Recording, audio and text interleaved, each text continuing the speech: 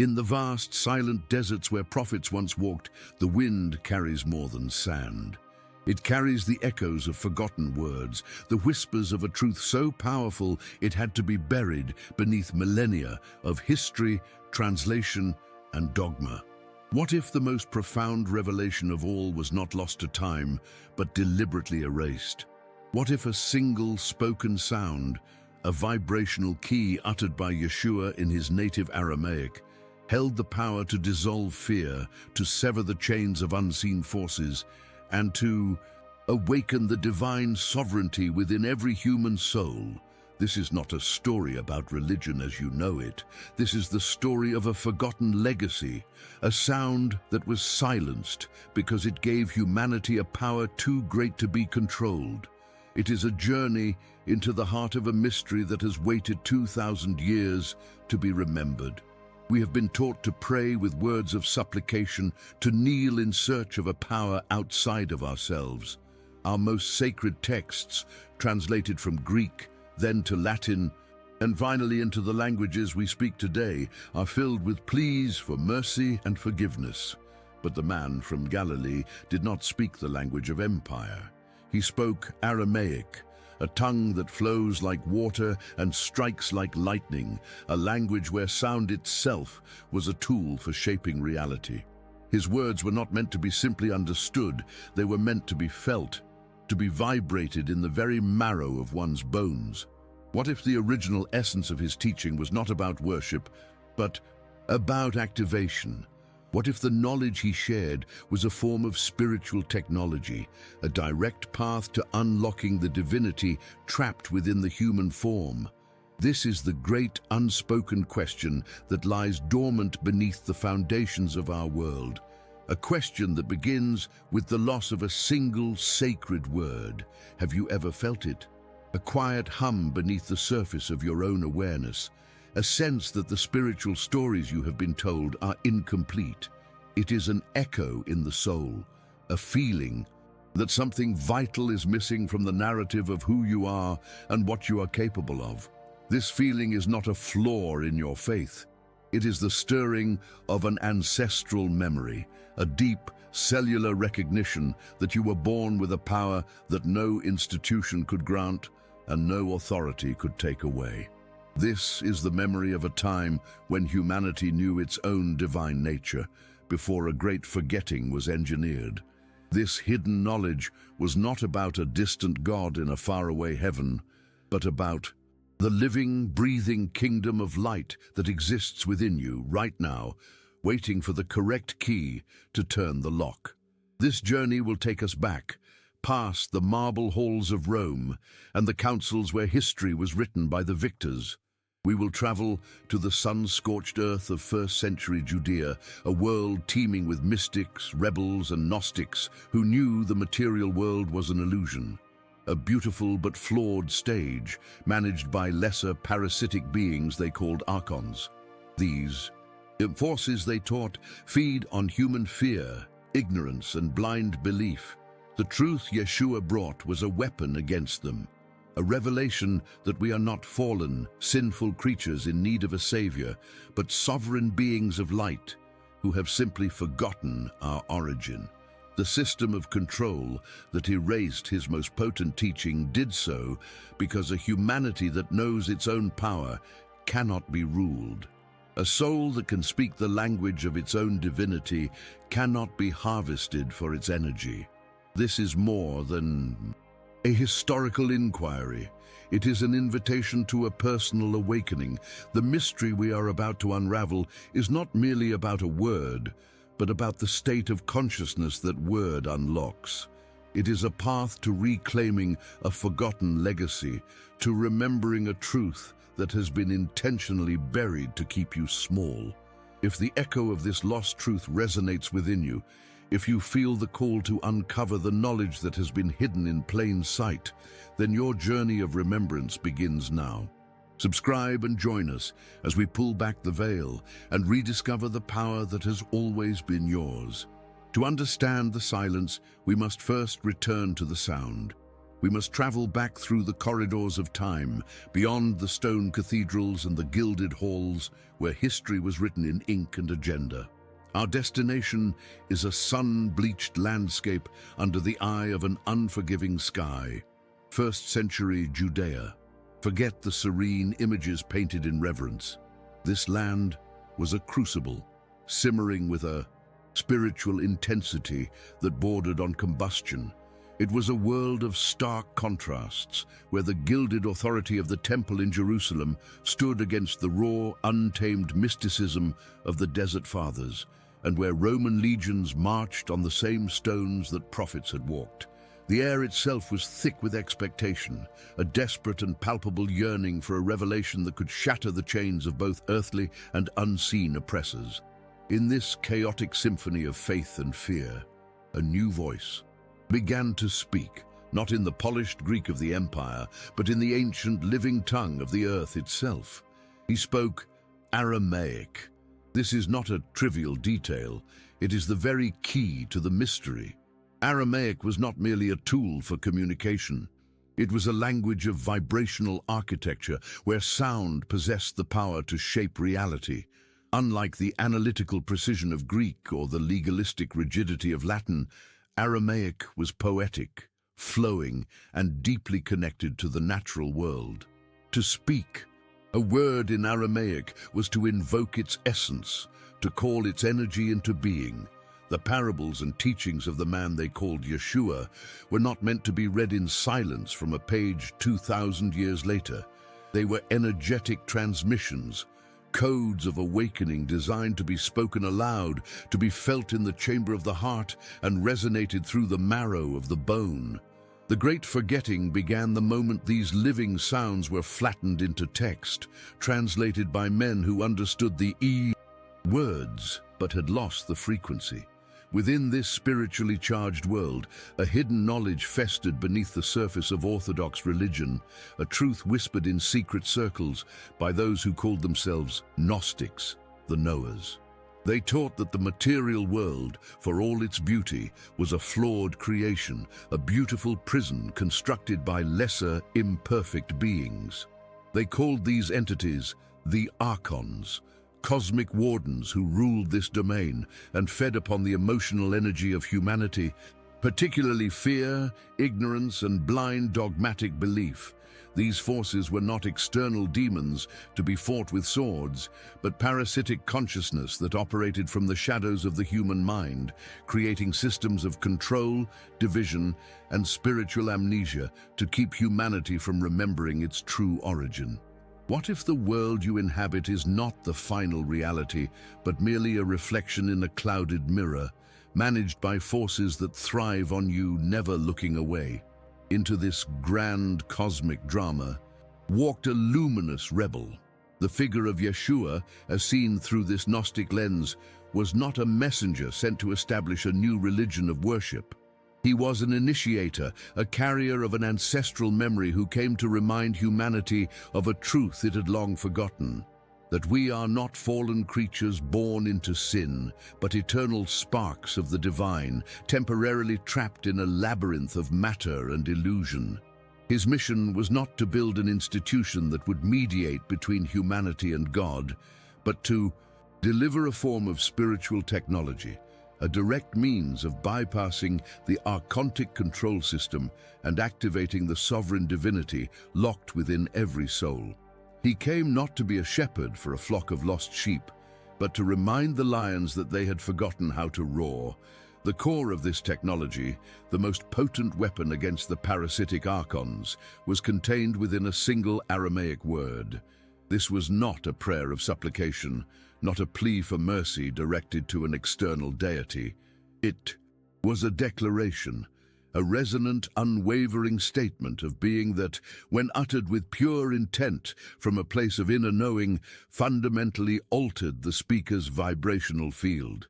Its frequency was pure, sovereign light, anathema to the shadowy Archons who feed on the frequency of fear.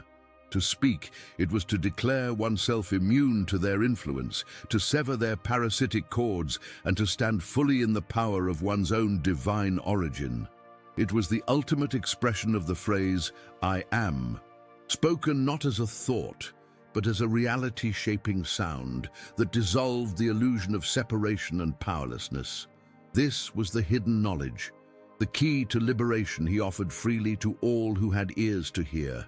But a power so absolute, so liberating, could not be allowed to flourish in a world being built on control. As this profound knowledge began to spread, it posed a direct threat to the very structures of power, both seen and unseen. The Archontic system, operating through its human counterparts, began its work of co-option and corruption. The raw, untamed spiritual freedom offered by Yeshua was a fire that had to be contained. Over the next centuries, through councils held in cities of imperial power like Nicaea, a new narrative was carefully constructed. Men in robes, under the watchful eye of an emperor, debated the nature of God and chose which texts would form the canon and which would be cast into the flames as heresy. Why would a system built on offering salvation fear the one tool that made it unnecessary? Here in these smoke-filled rooms, the great distortion took place. The process was subtle, a slow poisoning of the well. How does one hide a truth so fundamental? You do not simply erase it, you replace it with a near truth, a counterfeit that looks and feels sacred but is stripped of its power. The Aramaic word of sovereignty, a declaration of inner divinity, was meticulously scrubbed from the records. In its place, translators chose words of submission. A powerful statement of being was twisted into a plea for mercy. An activation of personal power was reframed as an act of surrendering to a higher, external authority. The very language of spirituality was altered, shifting the paradigm from empowerment to dependence, creating a foundation of perceived unworthiness upon which an entire institutional empire could be built. The silence you feel in the old texts is not an absence of words. It is the ghost of a power that was deliberately taken, and yet an echo of that power survived, waiting in the desert sands for a time of awakening.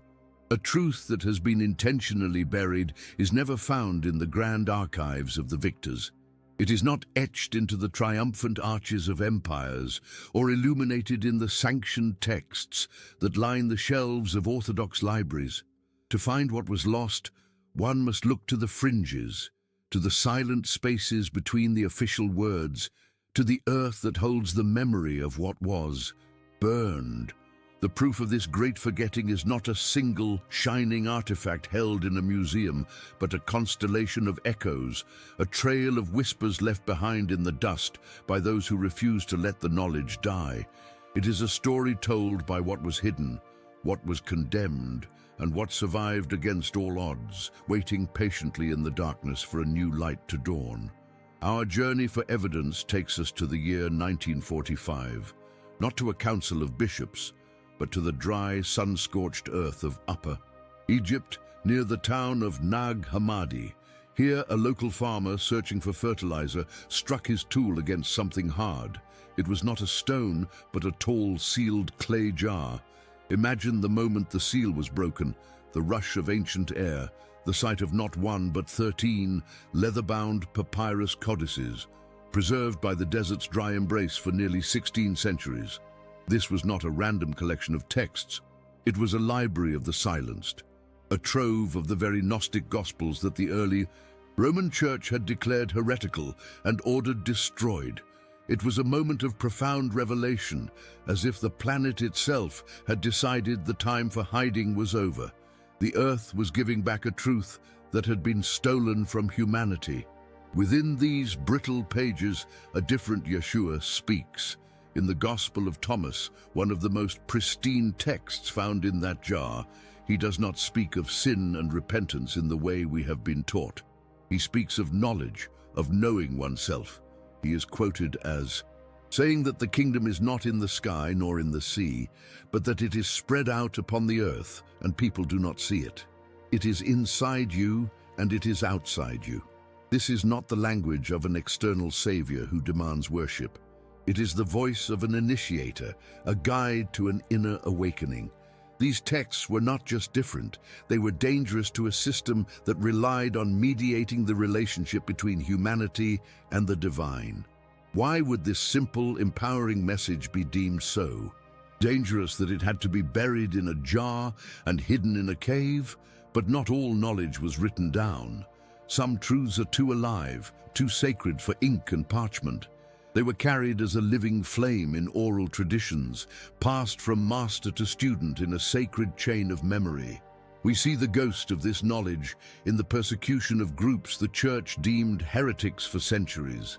The Gnostics, the Cathars of southern France, these were not pagans but followers of a different vision of Yeshua's teaching, one that emphasized direct experience of the divine and the knowledge of the sovereign eternal self. They were hunted, their leaders burned, their communities scattered, and their teachings driven underground. Why such a violent, sustained effort to eradicate them? Because they carried a memory of a power that made the institution irrelevant. They whispered the secrets of the Archons and the tools to overcome them, preserving a sliver of the original untamed knowledge. The most profound proof, however, lies hidden in plain sight, in the very structure of the language itself. Aramaic, as we have seen, is a vibrational language. The sounds create reality. Let us consider the power of a single declarative phrase rooted in this understanding. A phrase whose Aramaic roots did not mean, "O powerful being outside of me, please grant me your favor," but rather, "I call forth and align with the divine power that is my true nature." When this concept was filtered through the political and theological agendas of the 4th century councils, it had to be neutralized. The translators, whether by ignorance of its esoteric depth or by deliberate command, chose words of supplication.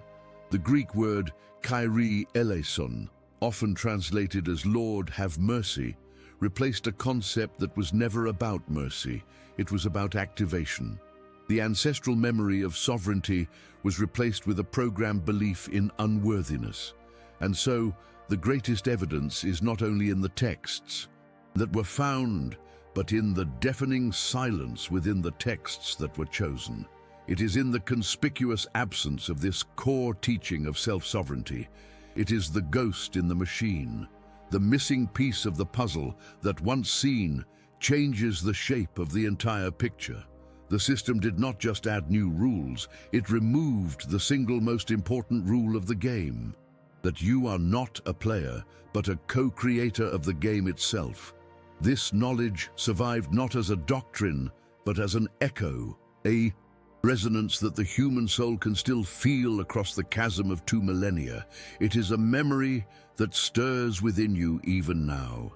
But if this key to our divine nature was so carefully hidden, what have been the consequences of its absence? What has humanity become, living for centuries in a world without its most powerful truth? The consequences of this great forgetting were not confined to the pages of history.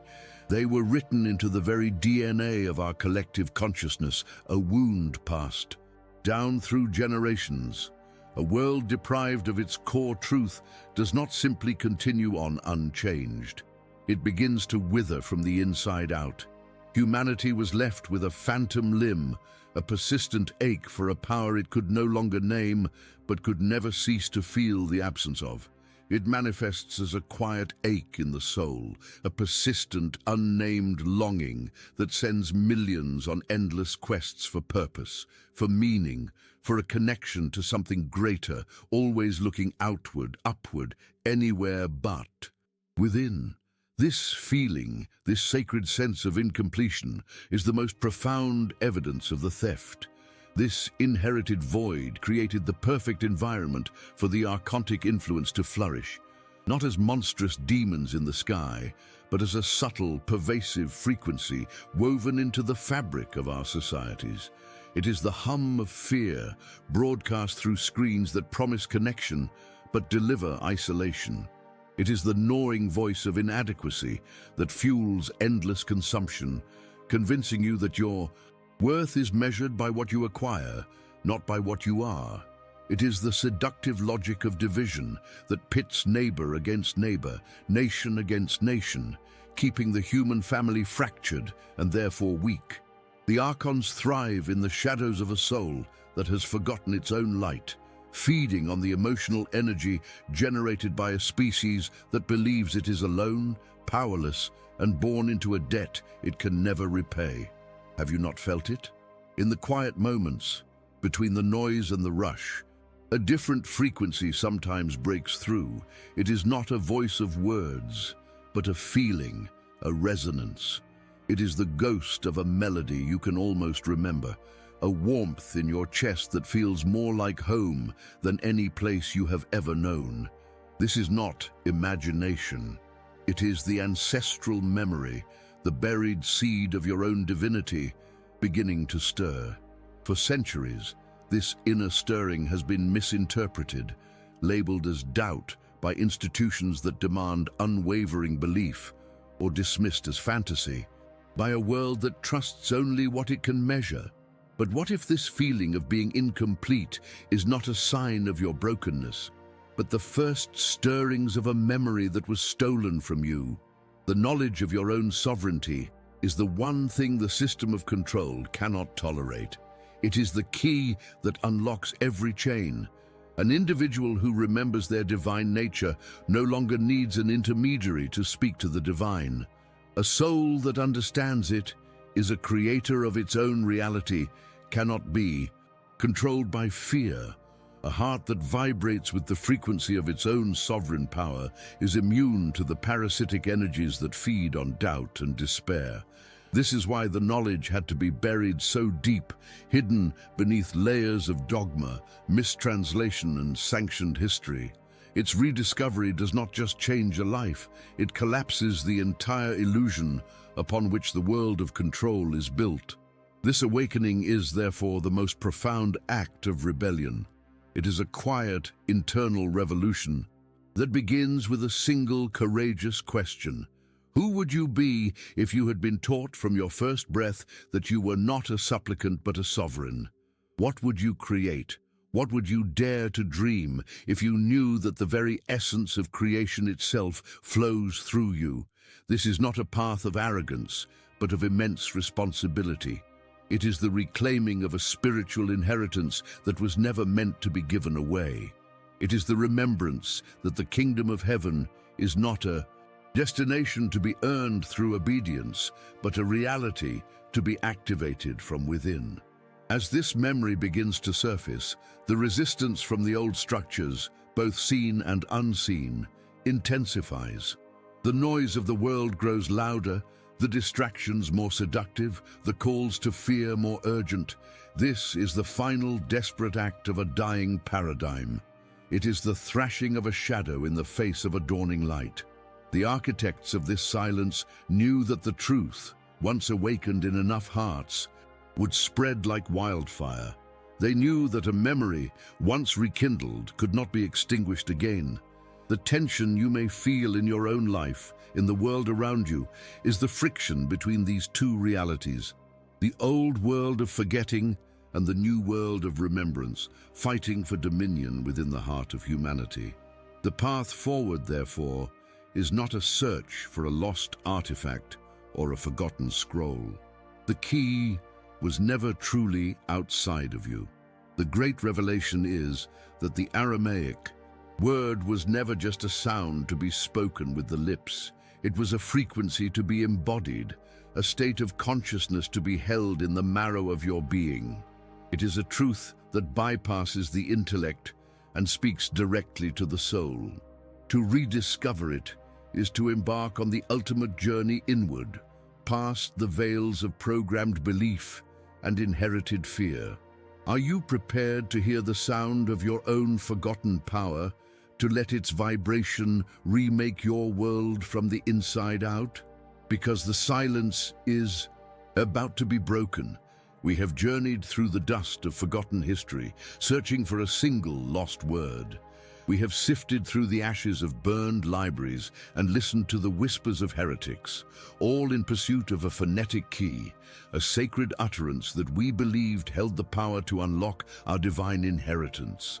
We have followed a trail of clues that pointed to a deliberate act of suppression, a conspiracy of silence enacted 2,000 years ago to hide a tool of immense spiritual power. We have been led to believe that if we could just find this word, if we could learn to pronounce it as Yeshua did under the Galilean sun, the chains of the Archons would shatter. But what if this entire search, this very focus on an external artifact, is the final, most subtle layer of the illusion? What if the greatest deception was not in hiding the word, but in making you believe it was something you had to find outside of yourself? Here, at the precipice of understanding, comes the turning point. This is the moment where the path you have been walking dissolves beneath your feet, not into an abyss, but into a revelation so fundamental it changes the very nature of the quest. The great hidden knowledge is not a specific Aramaic word. The secret was never a sound to be spoken with the tongue. The ultimate truth, the one the Archontic system has worked for millennia to conceal, is this: you are the word. The divine sovereign frequency was never lost. It is the very resonance of your own soul, the silent hum of consciousness that animates your being. The word is not a key you hold in your hand. It is the living, breathing reality of who you are, buried beneath layers of programmed identity, fear, and forgetting. The system did not just mistranslate a word, it convinced you to search for reflection in 1,000 broken mirrors, so you would never look inward and see the original light. This revelation reframes everything. The Gnostic Gospels discovered at Nag Hammadi were not dictionaries of forgotten terms. They were manuals for inner alchemy, guides to help an individual remember their own divine frequency. The persecuted Cathars were not guarding a secret pronunciation. They were protecting a state of being, a lived experience of inner divinity that made the external church and its rituals obsolete. Every mystic who spoke of the still small voice within, every tradition that pointed to the kingdom of heaven being inside you, was preserving a piece of this singular universal truth. The crime was not erasing a word from a book, but erasing the memory of this state of being from the heart of humanity, replacing the certainty of inner knowing with the endless search for outer validation. To understand this is to understand the nature of reality itself. Think of the universe not as a collection of objects, but as an infinite symphony of vibration. The creative source of all that is, what some may call God, is the fundamental tone, the perfect harmonious resonance from which all other frequencies emerge. Your soul, in its purest state, is a perfect octave of that source tone. It is a unique and sovereign expression of the divine, vibrating in perfect harmony with creation. The Archons, the forces of limitation, are not creators. They can only generate dissonance. They are frequencies of fear, doubt, shame, and division. A cacophony of static designed to drown out the pure music of your soul, to make you forget your native. Their frequency and believe their noise is the only reality. The evidence of this truth is not written in ink, but is encoded in the very fabric of existence, in the sacred geometry that underlies all of creation. It is in the spiraling patterns of a galaxy and the delicate structure of a snowflake. These are not random designs, they are frozen music, visual representations of the divine frequencies that hold the universe together. The ancient sages knew this. They built their temples on sites of high energy and aligned them with celestial bodies, not merely for worship, but to create resonant chambers that would amplify this inner frequency, helping people to remember the sacred sound within themselves. They were creating environments where it was easier to hear the music of one's own soul over the noise of the Archontic world. What does this mean for you now, in this moment? It means the search is over. The power you were seeking in ancient texts and forgotten lands has been vibrating in the center of your chest your entire life. Your work is not to learn a new language or uncover a lost artifact. Your work is to become quiet enough to hear what is already there. It is a process not of addition, but of subtraction. It is the shedding of the layers of dissonant belief you have been taught, the belief that you are small, that you are powerless, that you are separate from the divine. Each layer of fear you release, each programmed limitation you unlearn, allows the natural, sovereign frequency of your soul to resonate more clearly, more powerfully. What walls within you begin to crumble with this knowledge. And here lies the most profound implication, the soft cliffhanger that leads us into the heart of the modern mystery. If the word is a frequency and the archontic system is a machine of dissonant noise, then the battle for your soul is a battle of vibration. The architects of our forgetting did not cease their work in the 4th century.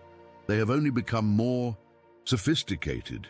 They knew this day of remembrance would come, a time when the ancestral memory would begin to stir within millions. And so, they built a new prison, one far more effective than any dogma. What if they constructed a world saturated with a specific kind of noise, a symphony of distraction and fear, broadcast through screens of light and invisible waves, all designed for one purpose: to keep you so perpetually agitated, so hopelessly distracted, that you could never achieve the inner silence required to hear the divine word vibrating in your own bones. We have arrived at the final threshold, the place where the echoes of history converge with the silent pulse of the present moment. We have seen how a truth was buried, how a sacred declaration of power was twisted into a plea of submission. And in the final turn of our journey, we were confronted with a new, more insidious prison. Not one of stone or dogma, but a prison of noise. The architects of amnesia have built for you a beautiful, noisy cage, a world of light and sound, where every notification is a rattle of the bars, and every broadcast of fear is another lock on the door. This modern archontic system is a symphony of distraction, a constant, low-grade static designed with a single desperate purpose: to keep you so externally focused, so perpetually agitated, that you never achieve the inner stillness required to hear the one truth that would set you free. But they made one fatal error. They built a prison that has no power over a prisoner who realizes the door was never locked. The great revelation, the climax of this entire journey of remembrance, is that you do not need to fight the noise. You do not need to shatter the screens or silence the world. Your path to liberation is not a battle, but a turning inward. It is the simple yet most profound act of rebellion in this age, the cultivation of your own inner silence. For in that silence, beneath the chaos of the mind and the static of a dying world, a different frequency begins to emerge. It is a quiet hum, a warmth that spreads from the center of your chest. It is the ancestral memory, the untranslated, uncorrupted, and undiluted frequency of your own divine soul. This is the word. It was never Aramaic. It was never spoken. It has always been you. This is the spiritual application of this hidden knowledge. To live this truth is to fundamentally shift your entire orientation to reality. You cease to be a supplicant asking for favors from a distant heaven, and you begin to operate as a sovereign creator, broadcasting your reality from the heaven within. You no longer pray for healing. You enter the silence, align with the perfect frequency of wellness that is your birthright, and allow your body to remember its own divine blueprint. You no longer beg for abundance. You embody the resonance of gratitude, knowing you are an inseparable part of a universe of infinite flow. This is the shift from asking for power to being a power. It is the remembrance that you are not a drop in the ocean, but the entire ocean in a drop. The consequences of this awakening extend far beyond your own life. Each soul who chooses to turn away from the noise and listen to their own inner music adds a note of harmony to the collective consciousness of humanity. You become a living, breathing, resonant chamber for the truth, a silent beacon that reminds others of the song they have forgotten in themselves. This is how the Archontic illusion is dismantled, not with a war, but with a symphony. It collapses under the weight of its own dissonance when enough people remember their own sacred tone. The great forgetting was a collective trauma, and the great remembrance is a collective healing, a slow and beautiful dawn breaking after a long and starless night. The journey we have taken together through the sands of time and the corridors of power has led us back to the one place the system never wanted you to look, the sacred, silent temple of your own heart. This knowledge was not buried in the Egyptian desert to be found by a select few. It was buried in you, waiting for the day you would be brave enough to start digging. The truth of your sovereignty is not a fragile artifact to be protected. It is an indestructible fire waiting to be rekindled. It is the legacy that was never lost, only patiently waiting for your return. And so we leave you at the doorway of your own infinite mystery with one final, profound question to carry into your silence. Now that you know the sound of your own soul is the key, what is the first truth it whispers to you when the world finally fades away? This is not the end of a story, but the beginning of your true one. The awakening is not an event we wait for. It is a choice we make in every moment, with every breath.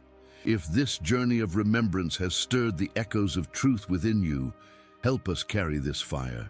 Share this revelation with those whose souls are ready to hear it, and subscribe to continue this sacred exploration together.